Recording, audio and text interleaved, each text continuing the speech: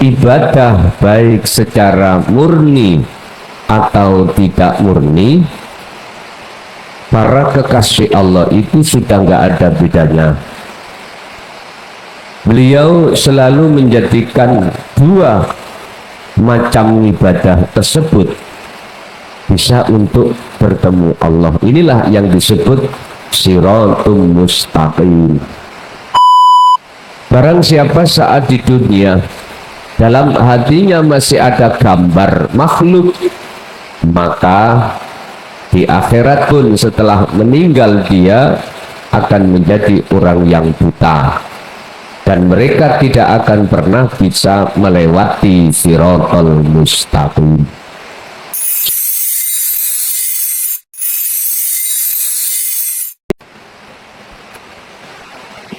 Assalamualaikum warahmatullahi wabarakatuh.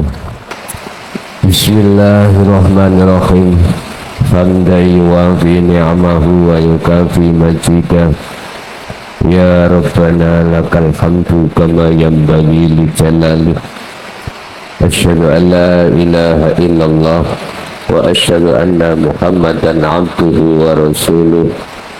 Allahumma salli wa sallim wa barik alaihi wa ala alihi wa ashabihi ajma'in, amma ba'd. Setiap diri manusia akan Allah hadapkan bermacam-macam keadaan. Ada keadaan yang sesuai dengan apa yang diharapkan oleh manusia. Ada keadaan yang nomor dua tidak sesuai dengan keadaan yang diharapkan manusia. Urupna ini, gedekna ini gedekna.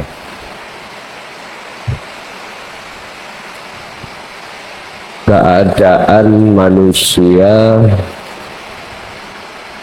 yang sesuai dengan sifat basariah, ada yang tidak sesuai dengan sifat basariah. Yang sesuai dengan sifat basariah itu biasanya disukai oleh nafsu. Yang tidak sesuai oleh sifat basariah itu biasanya keadaan yang tidak menyenangkan di dalam hati. Seperti contoh keadaan yang seperti ini: hujan, petir, akhirnya menurut nafsu nih orang dikarepke, tapi tetap Allah hadapkan.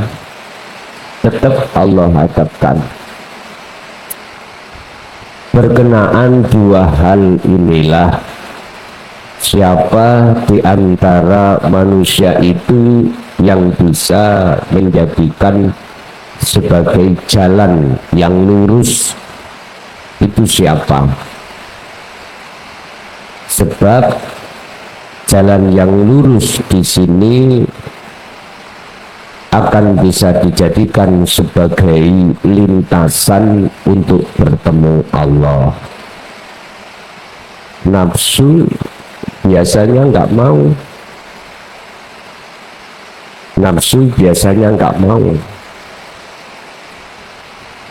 Lebih-lebih hal yang seperti ini.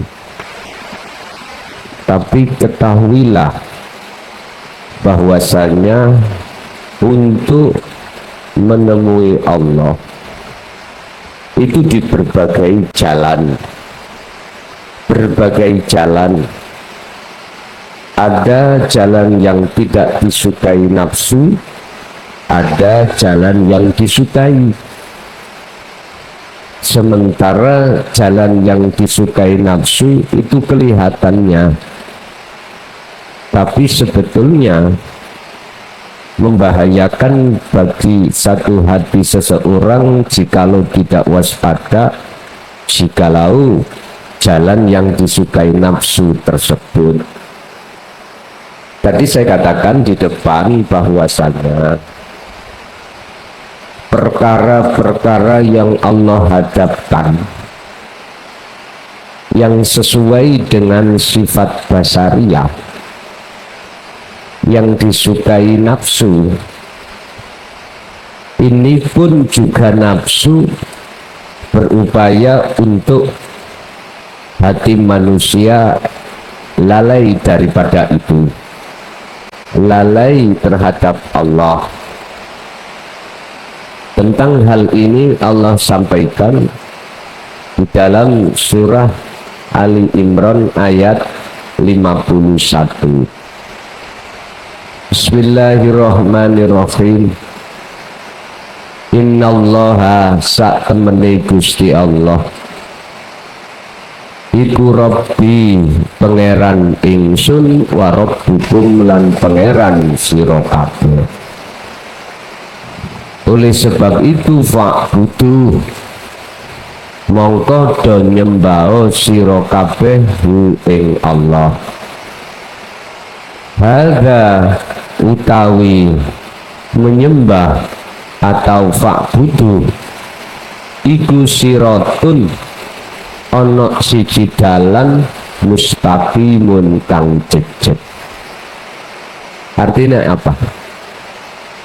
Setiap jalan yang disukai atau tidak disukai nafsu, di situ ada jalan yang lurus untuk bertemu Allah. Nah, disinilah Bapak Ibu akan kita dihadapkan siapa di antara manusia yang bisa menjadikan itu sebagai jalan yang lurus. Di sini Allah memberikan tanda-tanda. Di antara dua manusia, satu bisa menjadikan sebagai jalan bertemu Allah, yang kedua tidak bisa dijadikan sebagai jalan untuk bertemu Allah. Ada dua golongan. Golongan pertama, bagi orang-orang yang bisa menjadikan sebagai jalan untuk bertemu Allah sehingga disebut sebagai siratal mustaqim, yaitu para hati kekasih Allah. Siapa hati kekasih Allah itu? Yaitu mereka-mereka yang tidak memandang sisi makhluknya, tapi memandang dari sisi Allahnya. Yusyahiduna annal fa'ilah wallahu ta'ala. Jadi hatinya merasakan kehadiran Allah di dalam seluruh jalan tersebut dengan bentuk segala sesuatu yang berhubungan dengan jalan tersebut tidak ada lain kecuali dirinya Allah sendiri. Sehingga hati para kekasih Allah ini tidak mudah untuk terpengaruh terhadap apa yang Allah hadapkan dua jalan tadi, yaitu siratal mustaqim yang disukai oleh nafsu dan tidak disukai oleh nafsu. Itu yang pertama.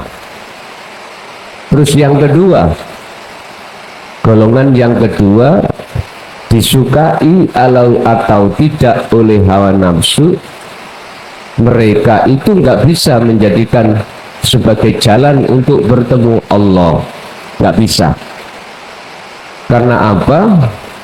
seluruh ahli hijab itu Bapak Ibu selalu memandang bahwasanya sumber persoalan itu dari makhluk. Jadi betul sakit, tidak bisa baik jalan yang miturut nafsu itu disukai atau tidak disukai oleh sifat basariah kita, tetap nggak bisa. Sehingga kalau boleh saya simpulkan, ibadah baik secara murni atau tidak murni, para kekasih Allah itu sudah nggak ada bedanya. Beliau selalu menjadikan dua macam ibadah tersebut bisa untuk bertemu Allah. Inilah yang disebut siratul mustaqim. Sirat jalan, mustaqim yang jejak alias tidak kanan tidak kiri, lurus.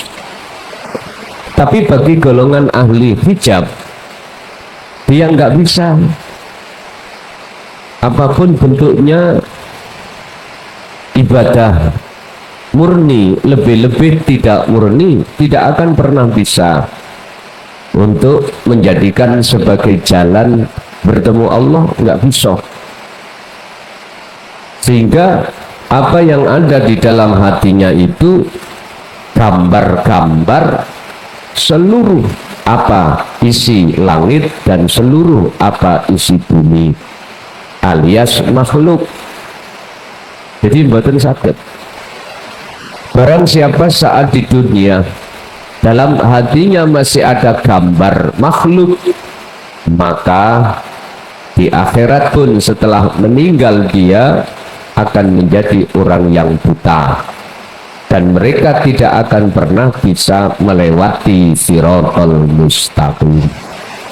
Sebaliknya, barang siapa di antara mereka itu waktu di dunia bisa menjadikan seluruh aktivitasnya sebagai siratal mustaqim, melewati dan menjadikan sebagai jalan untuk bertemu Allah, maka dia di akhirat pun pasti akan bisa melewati siratal mustaqim. Jadi barometernya antara dua golongan itu waktu di dunia, barometernya di dunia. Siapapun Anda, jikalau di dunia sudah bisa lewat siratal mustaqim, melewati siratal mustaqim untuk bertemu Allah, maka di akhirat pun akan bisa seperti itu. Sebaliknya, siapapun kita, jikalau di dunia ini tidak bisa menjadikan semua jalan untuk bertemu Allah, di akhirat pun akan seperti itu. Ketika diri manusia itu bisa melewati siratul mustaqim, tujuannya adalah hanya satu, bertemu Allah, tidak bertemu siapapun.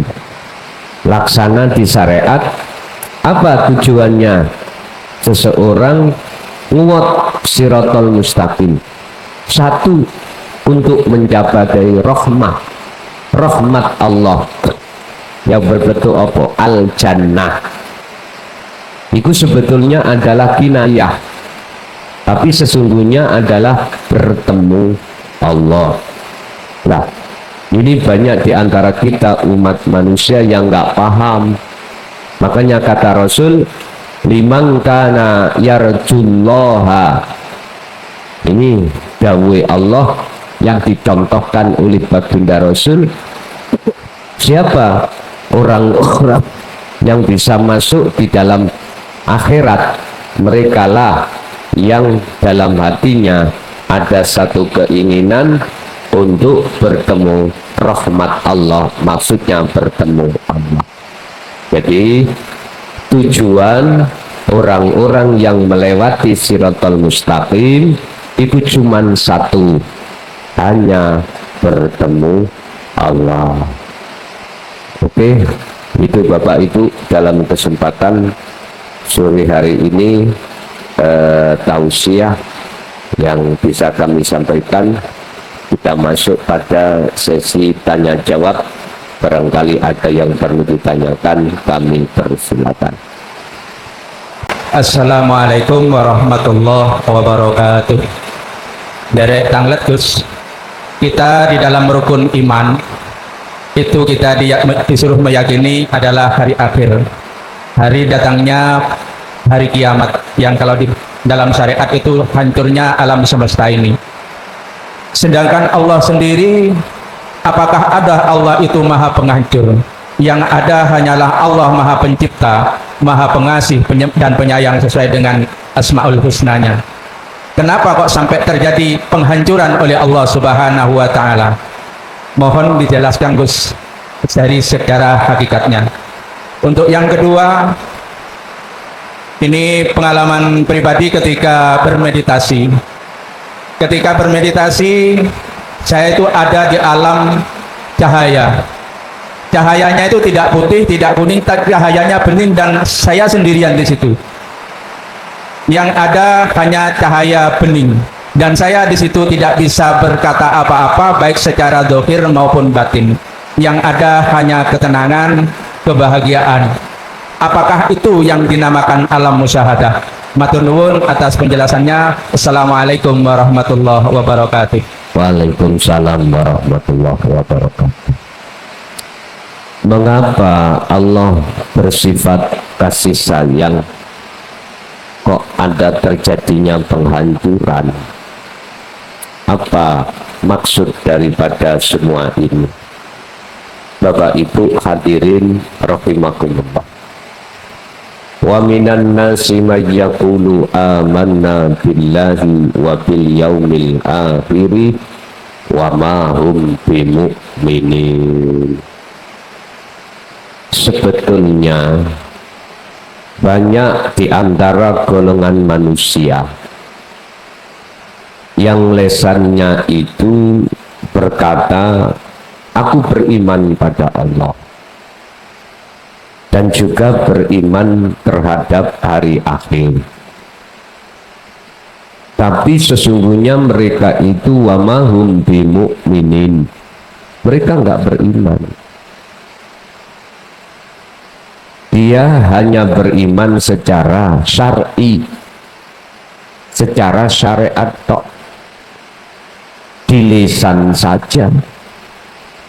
Buktinya dia beriman secara lisan, menjalankan seluruh hukum syariat, tapi sebetulnya hatinya tidak beriman. Buktinya ketika saat apa yang Allah hadapkan di dalam setiap aktivitas apapun, hatinya masih ada iman selain Allah. Artinya sesuatu yang disamakan terhadap Allah. Ini kan jelas diindikasikan perbuatan syirik toh. Syirik. Contoh, kita menyamakan Allah dengan kita. Ketika saat dalam hati ada satu keimanan bahwasanya si A, si B, si C yang melakukan, maka hati punya iman seperti itu. Sama halnya kita telah menyamakan makhluk itu dengan Allah. Padahal Allah dawuh wala yusyrik bi ibadati rabbih ahada. Janganlah kau menyekutukan Allah dengan sesuatu di saat kau ini menghadapi kondisi apapun. Ini nggak terasa, dan banyak umat manusia yang belum paham dikarenakan walladzina kafaru bi ayatillah wa liqaihi, karena banyak manusia yang mengingkari atas ayat-ayat Allah. Yang dimaksud ayat-ayat di sini adalah ajaran yang mendidik hati kita untuk mengesahkan Allah. Ini sumber persoalannya ada di situ. Sehingga Allah mengapa kok menghancurkan hal seperti itu?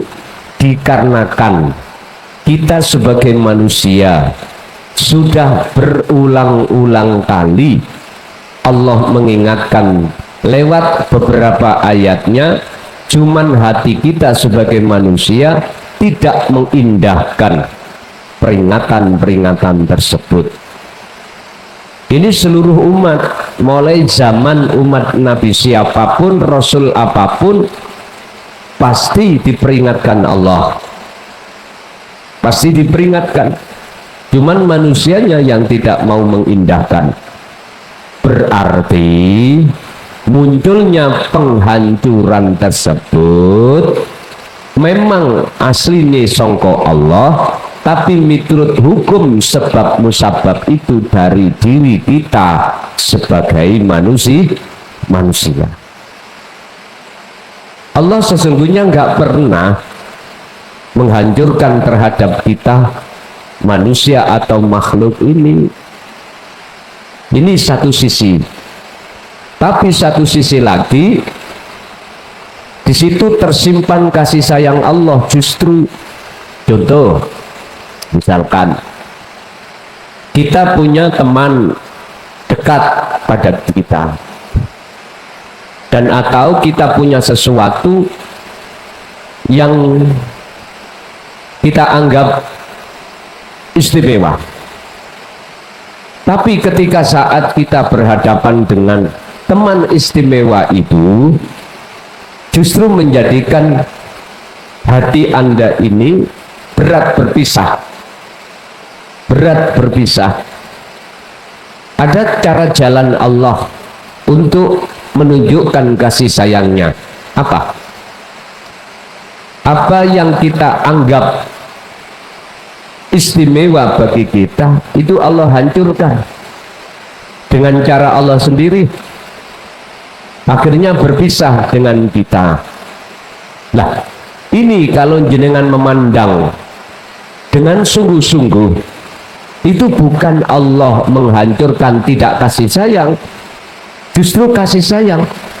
Sebab jikalau dibiarkan kita terhadap orang yang kita istimewakan, maka hati kita terhalang dengan Allah lewat orang yang kita istimewakan. Jadi Gusti Allah menghancurkan apa yang kita sukai itu bukan berarti Allah nggak sayang. Cuman kita yang salah paham. Mengapa kita dikasih sakit? Mengapa kita dikasih perekonomian kita itu jatuh? Jangan memandang satu sisi. Pandanglah satu sisi ke depan bentuk kasih sayang Allah. Nanti Anda akan tahu mana sebetulnya kasih sayang Allah. Ingat, dalam satu sisi, dalam satu ayat Allah katakan ada golongan manusia diberi hidayah oleh Allah. Ada golongan manusia yang satunya justru malah disesatkan oleh Allah dengan cara Allah sendiri. Manusia disesatkan oleh Allah itu dengan cara Allah, bisa jadi umur diperpanjang, bisa jadi urusan duniawiyah Anda dipermudah, dibaikno semakin lama, urusan kemewahan dunia sampean semakin baik. Loh, jangan dipandang itu hidayah, itu istidrat. Tapi satu sisi, mengapa jenengan iki diperpuruk secara hubungan dohir? Pandanglah di situ kasih sayang Allah. Sebab jikalau ini tidak diambil oleh Allah, akan menghalangi hatimu dari Allah. Nah, yang pertama tadi, mengapa Allah selalu kok malah menyesatkan? Jawabannya cuma satu, sudah sering diingatkan, tapi tidak memperhatikan, bahkan mereka ini mengolok-olok daripada ayat Allah. Ini persoalannya. Pun itu yang pertama. Terus yang kedua, apa tadi?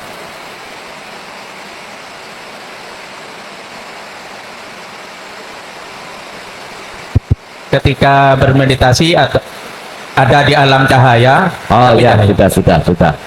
Ini sisa ilin atau sisa lik ketika dia munajat atau khalwat, Allah kadang-kadang juga membuka pintu kasafnya di kasaf suwari untuk membuka pintu kasafnya di kasaf maknawi.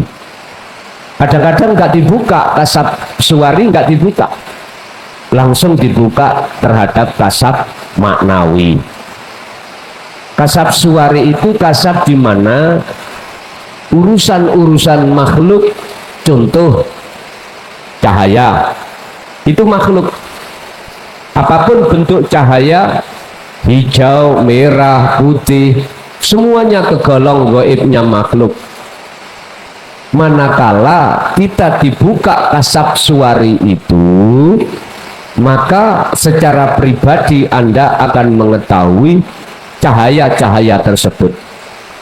Nah, tanda ini kasaf suwari ketika saat Anda itu dibuka, hati ini terkait gaibnya makhluk, di situ keakuan diri sebagai makhluk itu masih muncul. Padahal ketahuilah di dalam cahaya itu ada siapa.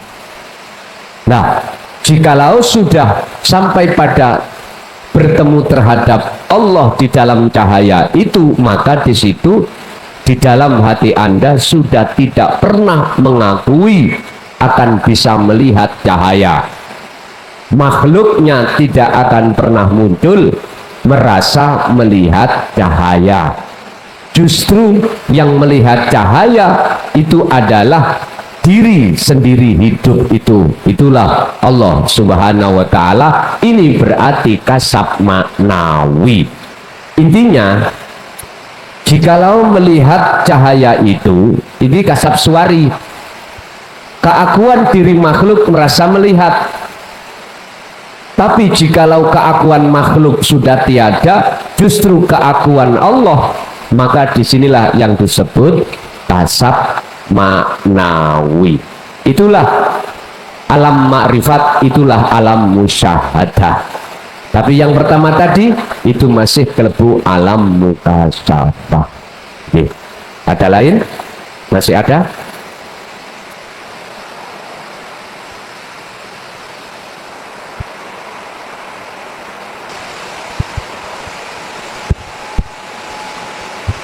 Assalamualaikum warahmatullahi wabarakatuh. Bagi tanggut, kalau misalnya kita masih sering terpengaruh dalam sesuatu yang tidak menyenangkan, itu masih terhanyut dengan emosi, apa yang kurang? Apa kurang khalwatnya atau bagaimana? Yang pertama itu. Yang kedua, apa hakikatnya amal soleh itu? Setahu saya artinya amal dalam bahasa Arab itu sesuatu yang berubah atau tindakan. Menurut hakikat itu amal soleh itu nopo? Ampun. Assalamualaikum warahmatullahi wabarakatuh. Waalaikumsalam warahmatullahi wabarakatuh. Di dalam diri manusia itu, setiap diri manusia hatinya Allah akan taruh nafsu namanya amarah atau emosi. Nah, ada beberapa nafsu yang Allah taruh di dalam jagate hati ini untuk sebagai pengujian Allah terhadap diri kita. Ketepatan yang ditanyakan nafsu amarah. atau emosi.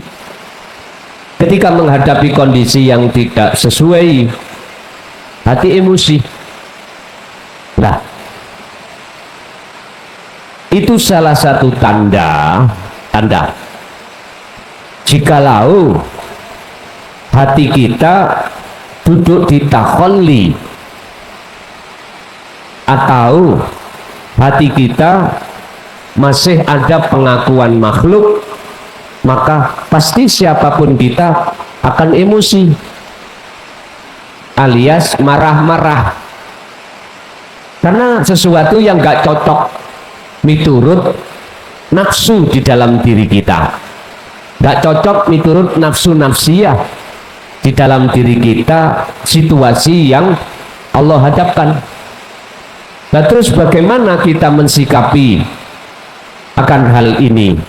Cuman satu, fa'buduh, hadapkanlah hatimu terhadap hidup yang menguasai sikon yang tidak sesuai miturut nafsu nafsiyah. Hanya itu caranya. Makanya mengapa Allah di dalam ayat lain mengatakan dzikron katsiron, masalah bab masalah dzikir itu terus menerus itu harus dibawa. Lain lagi dengan amarah yang di situ memang sumber dari Allah. Tandanya bagaimana?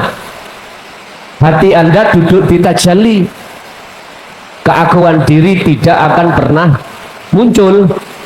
Maka di situ ada istilah sifat qahr, sifat maksone Allah, sifat marah-marahi Allah. Ada. Cuman ini di dalam hati seseorang prosentasinya sangat sedikit, sangat sedikit. Dan di dalam amarahnya Allah itu ada sifat rahmatnya. Contoh, manusia itu sudah sering kali diingatkan oleh Allah melalui beberapa ayat-ayatnya, tapi masih bandel.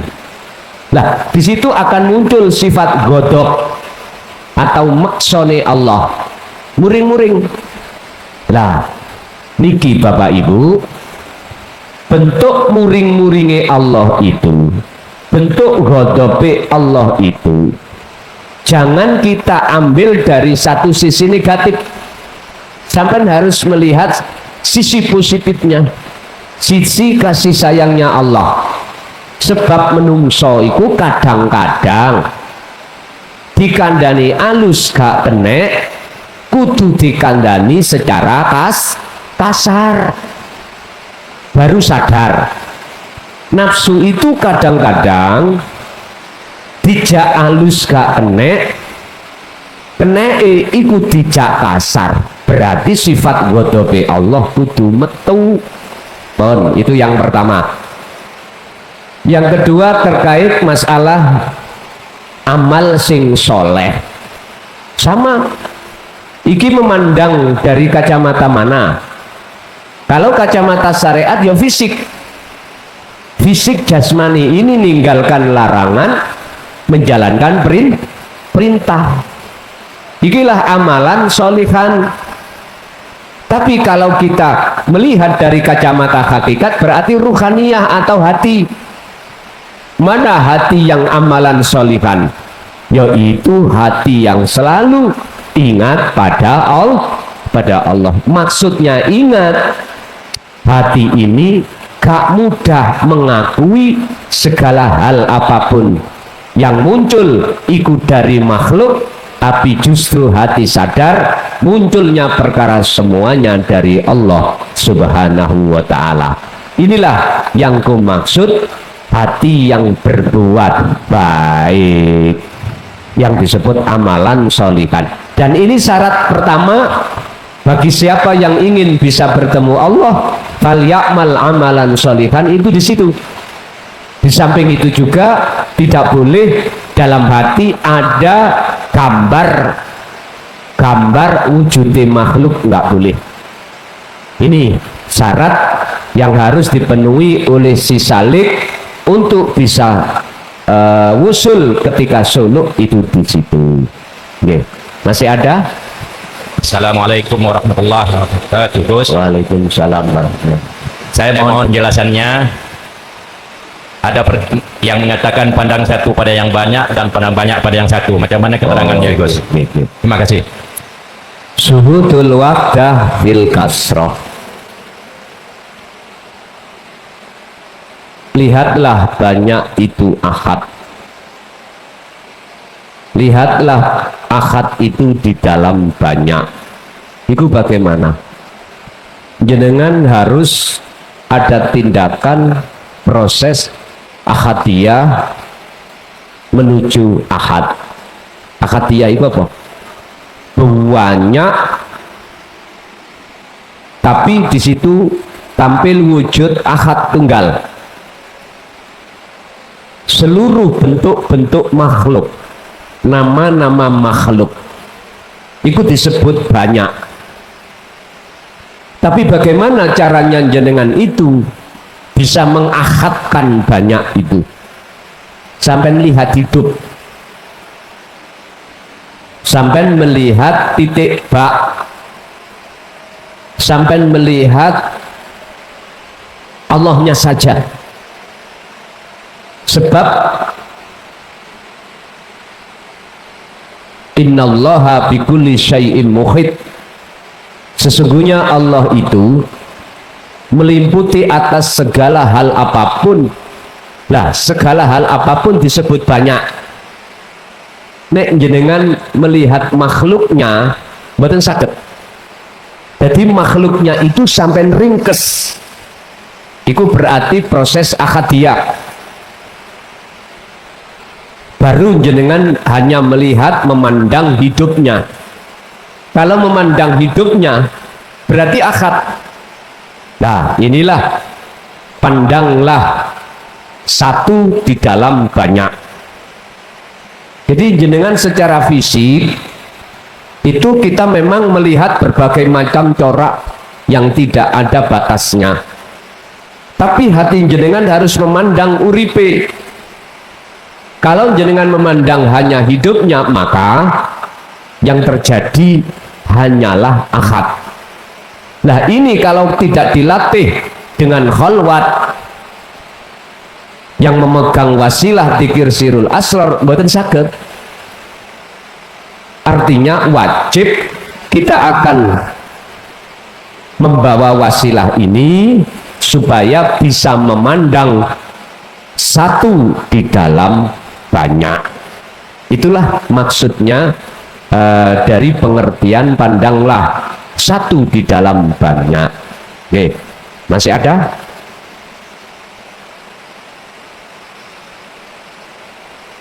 Assalamualaikum warahmatullahi wabarakatuh. Waalaikumsalam warahmatullahi wabarakatuh. Ini gimana penjelasan mengenai ini, Gus? Apakah hamba menghadap ruhaniah hati? Apakah hamba menghadap ruhaniah hati, dan atau apakah ruhaniah hati itu menghadap kosong? Seperti yaitu gung lewang liung itu, Gus. Dan ini juga mau menanyakan ini, Gus, gimana nanti kalau ini Al-Qur'anul Qadim itu disampaikan kepada kita jemaah melalui kita kesini, kan saya jauh ya, Gus, ya, di Depok. Saya datang ke sini atau melalui PDF atau bagaimana gitu, Gus? Ya, itu saja. Terima kasih. Assalamualaikum warahmatullahi wabarakatuh. Waalaikumsalam warahmatullahi wabarakatuh. Yang dimaksud menghadap itu, Pak, secara hakikat itu bukan jasmani tapi rohani. Kalau secara syariat ya jasmani. Makanya dalam surah Al-Baqarah 115 itu tentang fa'aina ma tuwallu fathamma wajhullah. Kalau syariat menghadapi secara jasmani, sama di dalam surat Al-An'am 79, ini wajhatu wajhiya. Kalau syariatnya ya jasmani, tapi kalau secara hakikat rohani. Lah, rohani itu menghadap yang mana? Yang disebut Allah itu betul, yang diterka kosong itu maksudnya kosong, tidak ada selain wujudnya Allah. Jadi bukan jasmani tapi rohani. Nah, ketika dikatakan ruh itu betul-betul menghadap yang kosong wajah Allah, itu bukan perkarane si ruh bisa melihat Allah, bukan. Itulah yang dimaksud yang menghadap yang wujud, itu yang wujud sendiri. Yang kedua, memang Al-Quranul Qadim itu di dalam, Allah meletakkan Al-Quranul Qadim itu di dalam hati seorang yang ruhnya, hatinya sudah soleh, sehingga tampilan Al-Quranul Qadim itu boleh di dalam, boleh di luar. Itu bagi mereka yang sudah masuk di golongan kekasih Allah, itu mesti itu. Tinggal kita itu ada di musyahadah mana. Sebab golongan kekasih Allah itu nek dikelompokkan menjadi dua. Golongan makom makfud yang terdiri dari musyahadatul fana dan kamil. Yang kedua golongan maksum yang terdiri dari musyahadatul baqo. Nah, ini kita letak di mana? Kalau di baqo maksum, njaba njero selalu dipenuhi Al-Quranul Qadim. Dan inilah yang nantinya, yang sementara kita kaji secara tersirat, nanti akan kita kaji secara tertulis, tidak hanya di dalam tapi juga di luar. Nah, selama ini kita mengkajinya hanya tersirat, hanya di dalam. Nah, ini nanti kita kaji sampai di luar. Begitu. Masih ada? Ya, maksudnya begini Gus, nanti penyampaian Al-Quranul Qadim itu penyampaian terhadap jemaah kita tuh melalui PDF atau agak didekatkan, Bu. Maksudnya nanti penyampaian yang Gus sudah, kan nanti kan Gus tahun 2025 kan nggak akan kemana-mana ya. Terus setelah Al-Quranul Qadim itu sudah ditulis, nanti disampaikan kepada kita nih, karena kan saya jauh ya Gus dari Depok. Apa saya ambil ke sini atau dikirim melalui PDF atau bagaimana? Itu maksudnya Gus. Itu nanti urusan saya. Jangan terlalu jauh dulu. Ya. Jangan terlalu jauh. Iya. Makasih ya Gus. Mohon maaf. Makasih. Ada. Kita tutup. Al-Fatihah.